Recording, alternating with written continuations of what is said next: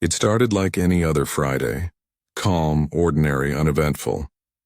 The sun was going down and I was wrapping up work when my phone started buzzing. It was my girlfriend. Her voice was shaky. "Our power's out," she said. At first I didn't think much of it. Power outages happen, right? But then she added something that made my stomach tighten. "The neighbor's lights are still on." That's when I knew something wasn't right. I told her to stay calm and that I'd be home in a few minutes to check it out. But before I could even leave work, another neighbor called me, one from across the driveway, and said he'd gone to check our breaker. He told me, yeah, it was off. But not tripped. Just turned off. That was strange, very strange, because if a breaker trips you can tell it's halfway between on and off. But ours wasn't tripped. It was cleanly switched off like someone had flipped it on purpose. I brushed it off that night. Told myself maybe it was some weird electrical quirk. We just moved into this duplex, brand new construction. Everything was modern, neat, and quiet. At least it used to be quiet. The next day, things got even weirder. I was driving home late, long after sunset, when my phone buzzed again. A notification popped up from my dog's smart collar app. It said base offline. My heart dropped.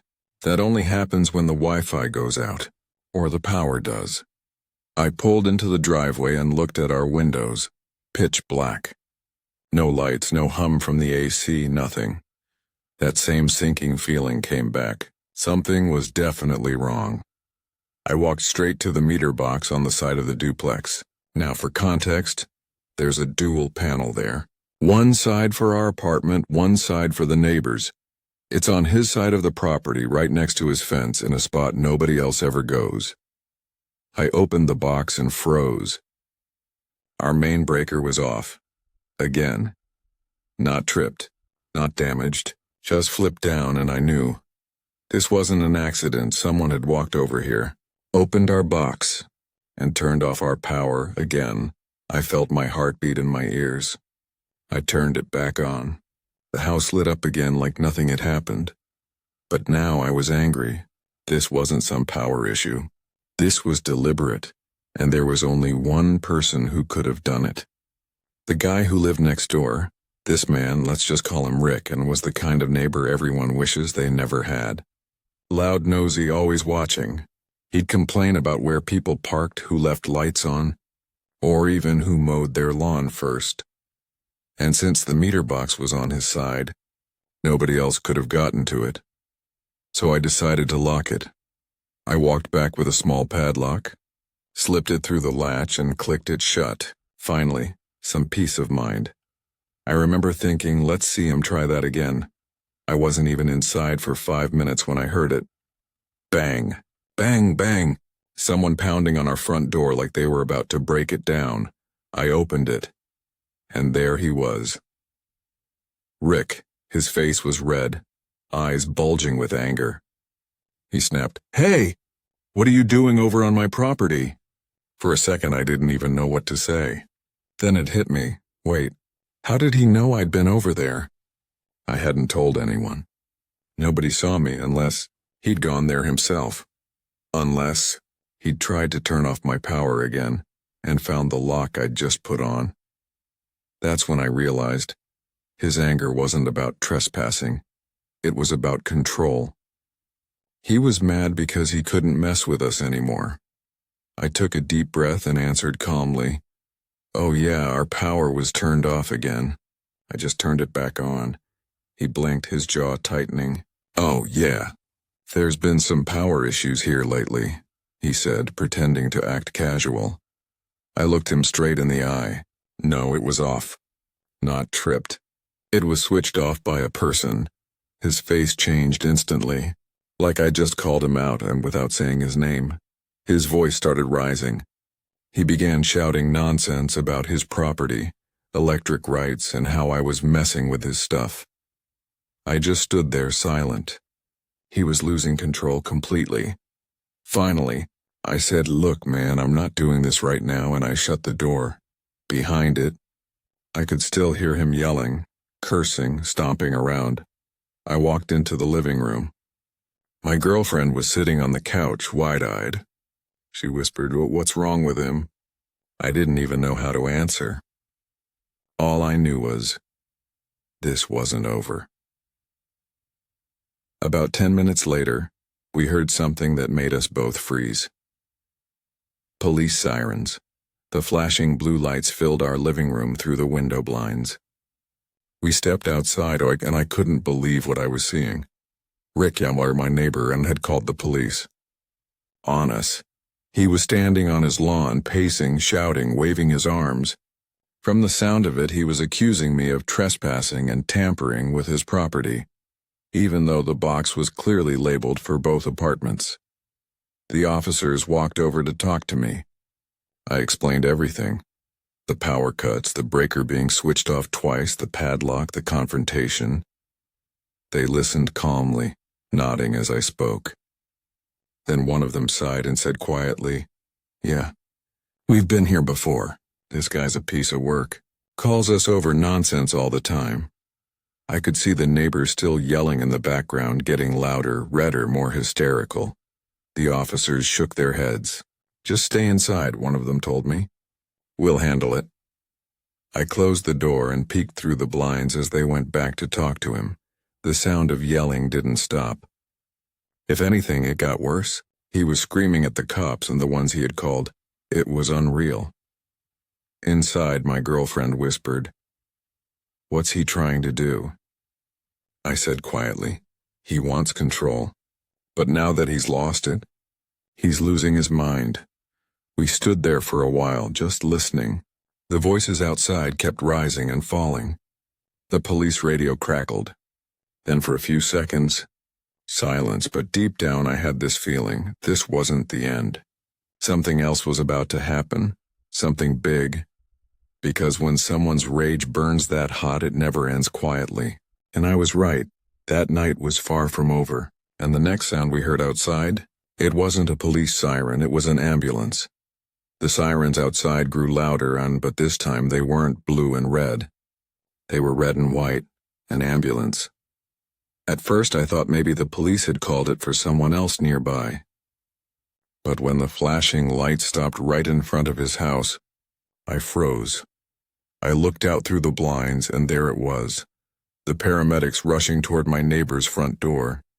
The same man who had spent the last hour screaming at the cops was now standing in his yard, pale and shaking.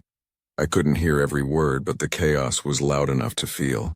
His voice, once so full of anger, now cracked with fear. He was shouting for help, not at me, not at the cops, but at the paramedics. His wife was inside. She'd collapsed. The cops, still on scene, rushed over to help guide the EMTs through the doorway. You could hear the panic in his voice, the guilt in every word. All that screaming, all that rage, had finally caught up to him. And suddenly, the whole street was quiet. Just flashing lights, the hum of the ambulance engine, and the sound of my heart beating in my chest. I remember whispering to my girlfriend, "He called the cops to get us arrested, and now he's the one calling for an ambulance." She didn't say a word. She just stood there holding my hand, watching through the window. The paramedics stayed inside for what felt like forever. 10 minutes, then 15, then 20. The cops were talking softly on their radios, trying to keep things calm. You could tell. Even they felt bad for what was happening now. Then finally the front door opened again. 2 paramedics stepped out, carrying a stretcher. On it was his wife. She was awake but barely, her face pale, her chest rising and falling in short, shallow breaths. Rick followed them, his head down, his hands trembling. The same man who just half an hour ago was screaming about trespassing and property rights now looked like a man who had completely lost control of everything. I stood on my porch, quiet as the scene unfolded. The blue and red police lights mixed with the red and white ambulance lights, flashing across the street like some strange storm of consequences. I could hear one of the cops talking to him quietly. They weren't angry anymore, they were just tired. Tired of his yelling, tired of the drama, tired of his mess. When the stretcher reached the ambulance doors, he tried to climb in, but one of the paramedics stopped him. They told him to wait. He stood there helpless as they shut the doors and drove off into the night. The siren wailed one last time, then faded away into the distance, and just like that, the chaos was over. For a few seconds, everything was still. The cops said a few final words to him, probably another warning, and then they left too. No arrests, no fines, just quiet. He stood there in his yard under the porch light, completely alone, his face red, his shirt soaked with sweat. He looked broken, and I'll admit, a part of me felt bad for him, but only a small part, because this wasn't random. This was karma. Pure, immediate, and undeniable. He tried to control other people, and ended up destroying his own peace. He wanted power, and ended up losing control. Later that night, I stood out on my porch again. The air was cool, the streetlights steady. I could still smell the faint scent of burnt rubber from the ambulance tires. From inside his house, I could hear faint yelling, him arguing with his family again like nothing had changed. But it had. Everything had, because now I knew exactly who he was, and what he was capable of. The next morning, I saw him outside, pacing around his yard, talking on the phone. He looked exhausted, defeated. No more shouting, no more fake friendliness, just silence. He avoided eye contact with me completely. For the first time, he didn't say a word, and honestly, that silence was the best peace offering I could have asked for.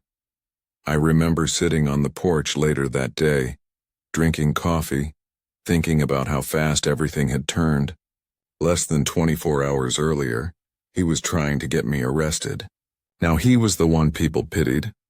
Life has a strange way of flipping the switch, doesn't it? Over the next few days, things around the duplex went back to normal. Our power stayed on. No more mysterious outages. No more pounding on the door. The padlock I put on the breaker box was still there, untouched. Every time I walked past it, I felt a quiet sense of satisfaction. Not revenge, just closure, because I didn't have to do anything to get even. Karma did the work for me. One night I was sitting with my girlfriend, and she said something I'll never forget. She looked at me and said, "It's crazy how he tried to mess with our power and ended up sending his own wife to the hospital." I nodded. "Yeah," I said. "He wanted to control everything. But in the end, his own anger controlled him." A week later, we saw his wife return home. She looked better, thankfully. But the way she looked at him, that told a story all on its own. Cold, distant, disappointed. They stopped talking to anyone in the neighborhood after that. No more gossip, no more drama. Just silence. Sometimes silence is the sound of someone finally learning their lesson. That night, I turned off the porch light and looked at the dark side of their house. The same place where our meter box sat, now locked and protected, and for a second I almost laughed to myself. The man who tried to turn off my power had, in a way, turned off his own peace. It's funny how the universe works sometimes, how the energy you put out, the anger, the bitterness, the control, always finds its way back to you, sometimes slowly, sometimes suddenly, and sometimes in the form of flashing red lights pulling into your own driveway. That night, as I locked up and got ready for bed, I whispered one final thought to myself. He called the cops to try and ruin my night, but karma called the ambulance to remind him what real emergencies look like. If you agree that karma sent that ambulance to the right address, hit that like button and subscribe for more Law and Order, because sometimes the real emergency is your own rage.